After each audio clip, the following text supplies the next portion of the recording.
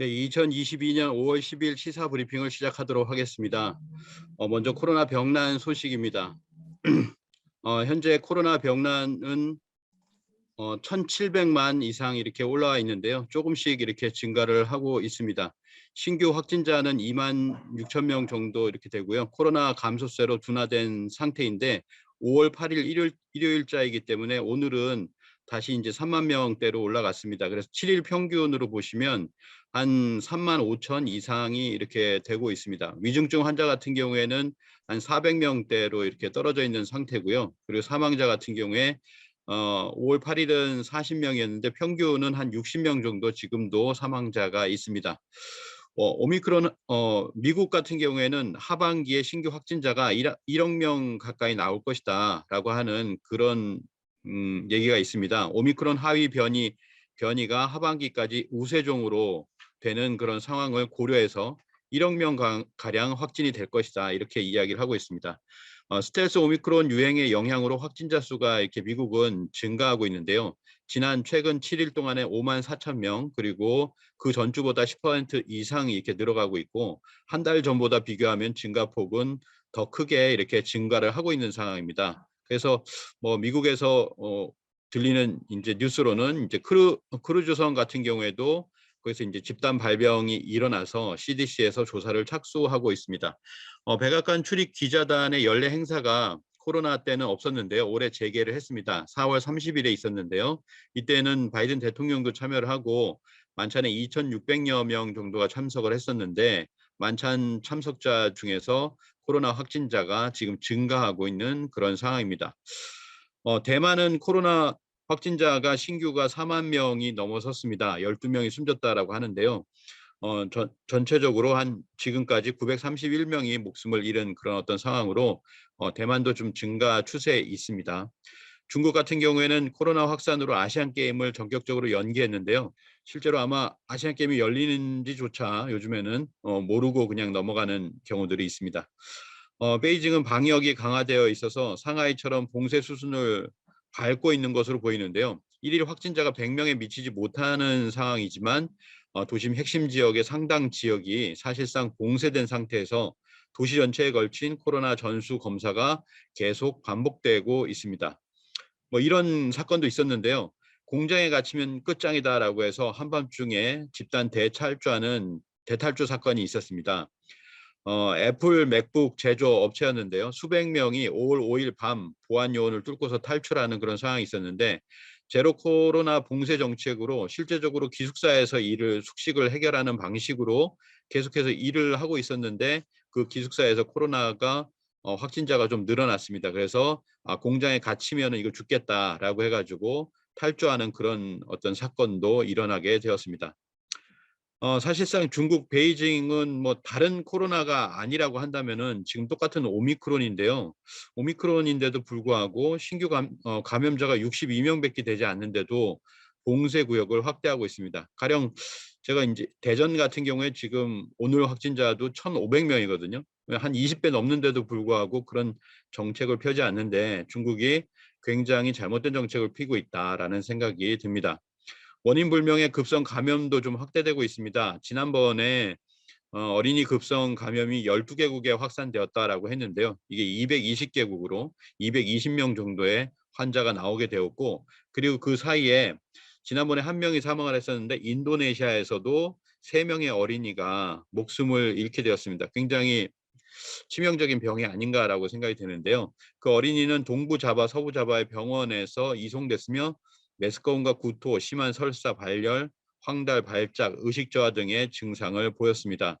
그래서 지금 20개국으로 확대되고 있기 때문에 방심할 수 없는 그런 질병, 전염병이다라고 생각이 듭니다. 원숭이 두창 소식이 났습니다. 영국에서 원숭이 두창, 원숭이 마마 바이러스가 발생을 했는데 5월 7일입니다. 5월 7일 영국 보안 안전청은 수도 런던에서 원숭이 두창 바이러스에 감염된 환자 한 명이 확진됐다고 밝혔는데요. 아프리카 나이지리아를 방문했다가 감염된 것으로 추정되고 있습니다. 그래서 이제 원숭이 두창 사례를 보면 2021년에 11월 17일 미국 메릴랜드에서 두 번째 원숭이 두창이 발견이 됐고 2021년 7월에는 나이지리아에서 돌아온 텍사스 주민도 원숭이 두창에 걸린 것으로 알려져 있습니다. 그래서 거의 한 18년 만에 이렇게 2003년 이래로 18년 만에 원숭이 두창이 이제 다시 발병을 했는데요. 이 원숭이 두창은 아까 보신 대로 전부 다 나이지리아, 이 아프리카 지도를 보시면 왼쪽에 있죠. 그 나이지리아에서부터 나이지리아 여행을 갔던 미국인, 그리고 나이지리아 여행을 갔던 영국인들이 이제 그에서 퍼졌다라고 생각이 됩니다. 그리고 이제 여기서 나이지리아 우측에 중앙아프리카 공화국이 있는데요. 여기도 2020년 3월 10일에 중앙아프리카 공화국에서 4건의 원숭이 두창이 보고가 되었습니다. 그래서 원숭이 두창도 지금 뭔가 조금 미국도 18년 만이었는데 영국 같은 경우도 사례 같은 경우를 보면 예전과 달리 다른 쪽으로 이렇게 튀고 있다라고 하는 것이 보여집니다. 최근에 국내에서는 많은 그 시대의 지성이라고 할 만한 분들이 이렇게 돌아가시는 그런 해가 되었는데요. 2월 26일에 이효령 선생님, 그리고 4월 25일에 이회수 선생, 그 다음에 5월 8일에 며칠 전이죠. 김재하 선생께서 별세를 하셨습니다. 이효령 선생은 1933년 출생으로 최근에 STV 상생방송의 책으로 만나는 가을 개병 문화에는 이어령의 가위바위보 문명론이라는 책이 이렇게 소개가 되었었는데요. 뭐 간단하게 이것만 먼저 살펴보면요. 여기 이제 굉장히 재밌는 소재들이 있습니다. 그러니까 우리나라 동양과 서양이 이게 다른 점이 서양에서는 엘리베이터라고 하면은 엘리베이트라고 하는 게 올라가다라는 뜻이거든요. 그러니까 이것이냐 저것이냐 양자택일을 해서 한쪽을 선택한 그런 어떤 언어가 나오는 거죠. 그래서 올라가는 쪽을 메인 컨셉으로 잡고 내려가는 쪽을 무시해버린다 이렇게 되어 있습니다. 그래서 확실히 동양에서는 이것을 승강기라고 표현을 합니다. 오르내린다라고 하는 그걸 종합적으로 표현을 하는데 확실히 승강기라고 부르던 옛날 사람들은 뭐 요즘에는 우리도 승강기라고 부르지 않고 엘리베이터라고 부르니까 조금 다른 눈으로 세상을 서양의 눈으로 보고 있다 이렇게 보여지는데요. 서양은 한쪽 면만 강조하는 배타적인 직선적 사고, 그리고 동양은 양면을 동시에 나타내는 포괄적이고 순환형의 사고다 이렇게 이야기를 하고 있습니다. 또 하나는 동양권에서는 이제 사람을 사람인자라고 해서 남녀 양쪽을 포괄하는 반면에 서양에서는 사람을 이제 맨이라고 한다는 거죠. 남자, 사람. 그래서 여성이 남성에 흡수되어 버리는 그런 상황이 그런 단어다라고 합니다. 그리고 이제 우주라고 했을 때도 우라고 하는 것은 공간을 뜻하고 주는 시간을 뜻하는데 서양에서는 스페이스라고 해서 공간적인 의미만을 갖고 있다 이렇게 이야기를 하고 있습니다. 그래서 이어령의 가위바위보 문명론은 2005년에 일본에서 출간되었다가 2016년에 10년 만에 국내에서 이렇게 출간이 되어서 좋은 평가를 얻고 있습니다. 그리고 최근에 이제 돌아가시고 나서는 제가 어제도 이제 서점에 가봤는데요. 이어령의 마지막 수업 그리고 거시기 머시기라고 하는 책이 베스트셀러에 이렇게 올라와서 많은 분들이 이렇게 찾고 있습니다. 김지하 선생 같은 경우에는 1941년 우리가 알고 있는 타는 목마름으로 오적이라고 하는 시가 있습니다. 1975년에 시였는데요. 그래서 독재 정권에 항의하는 그런 시로서 잘 알려져 있습니다. 1970년 풍자시 오적이 사상계를 통해서 발표되고 이로 인해 구속되는 휘라를 겪었고 1974년 민청학령 사건을 배후 조종한 혐의로 사형 선고를 받았다가 무기징역으로 감형되었다가 1980년에 석방되었습니다. 1980년대 이후 후천 개벽의 생명사상을 정립하는 데 몰두했고 전통과 현대를 아우르는 상상력으로 많은 시를 쏟아냈다 이렇게 평가를 하고 있습니다. 토지의 작가 박경리 선생의 외동딸이 이제 김영주라고 하는 토지문화재단 이사장을 하셨던 분인데 그분과 이제 결혼을 했을 때 어떤 모습입니다. 1972년 유신 선포 이후로 쫓기던 김지하 시인이 박경리 선생의 집으로 찾아가서 숨겨달라고 했을 때 그때 이제 내가 내 복을 반을 나눠야 되겠다라고 생각한 그 부인 김영주는 73년 4월 명동성당 반지하 묘역에서 김수환 추기경의 집전으로 김 시인과 결혼을 하게 되었다라고 합니다. 그리고 이후에 이제 감옥살이를 하게 돼서 6년간 옥바라지를 하고 그 이후에도 이렇게 평생을 이렇게 함께 하게 되었는데요. 시인 김지하 씨 같은 경우에는 1985년에 출간한 남녘당 뱃노래라고 있습니다. 저도 이 책을 증산도로 하기 전에 이 책을 보게 되었는데 책이 이제 27년 만에 이제 남조선 뱃노래로 나왔죠. 그때 당시에는 남조선이라고 하면은 굉장히 탄압을 받는 시기였기 때문에 남녘당 뱃노래라고 했다가 이제는 그 원래 이름을 찾아서 남조선 뱃노래라고 했다고 합니다. 그리고 이 책의 모티브는 만국할게 남조선이죠. 나는 좌파도 아니고 우파도 아니고 가운데파요. 나는 새로운 길을 찾는 사람이다라고 해서 새로운 길을 이렇게 찾으려고 했었는데요. 그 중에 하나 이제 소재가 되는 것이 바로 루돌프 슈타이너가 얘기한 뭐 이런 유언이 있습니다. 루돌프 슈타이너는 독일 인지학의 창시자, 철학자이면서 발도르프 어린이 교육의 창시자이기도 한데요. 인류 문명의 대전환기는 새 문명, 새 삶을 원형을 제시하는 성배의 민족이 반드시 나타나는 법이다. 더 근원적인 전환기인 현대에는 그 민족이 극동에 와 있다.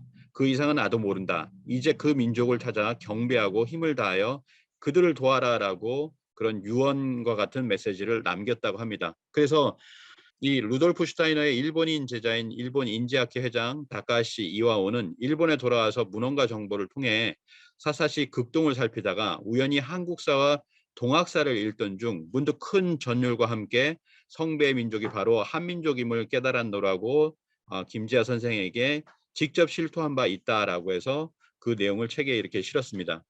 대한민국이 선진국이냐 이렇게 반문하는 사람이 있다. 나는 그런 사람들에게 이스라엘을 두고 성배의 민족이라고 말한 루돌프 슈타인의 말을 전하고 싶다.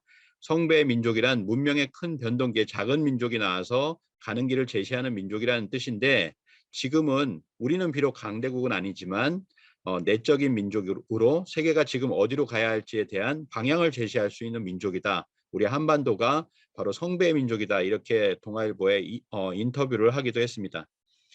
다카시 이와오가 그 민족이 바로 한민족이며 그 성배가 바로 최수훈과 강증산의 후천개벽 사상이라고 나에게 알려준 바 있다라고 2008년에 이렇게 기고를 했었는데요. 어찌할 것인가라고 이렇게 물음을 던졌습니다. 그러면 어찌할 것인가? 결국에 그 최수훈과 강증산의 후천개벽 그 사상을 찾아야 되지 않겠습니까?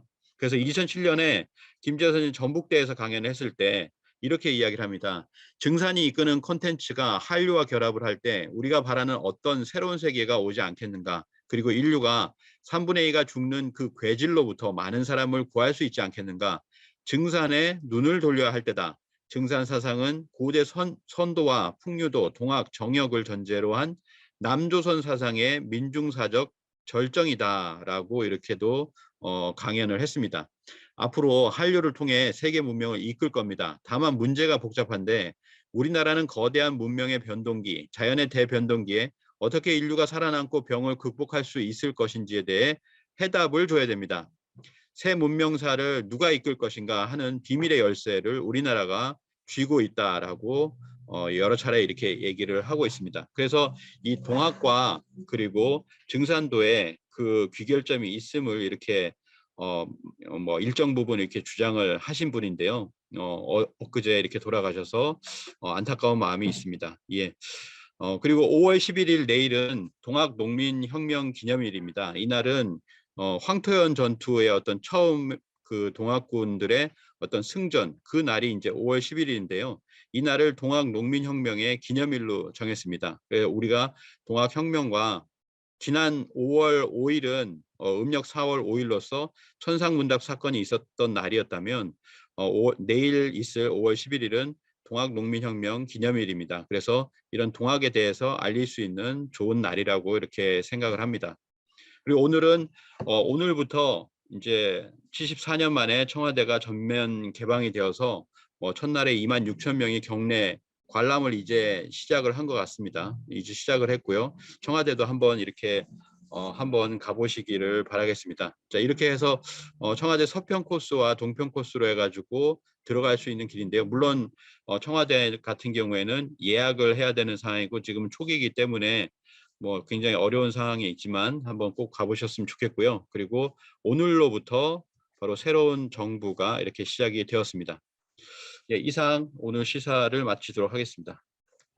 지천하지 세자는 유천하지 생기하고 암천하지 세자는 유천하지 사기니라.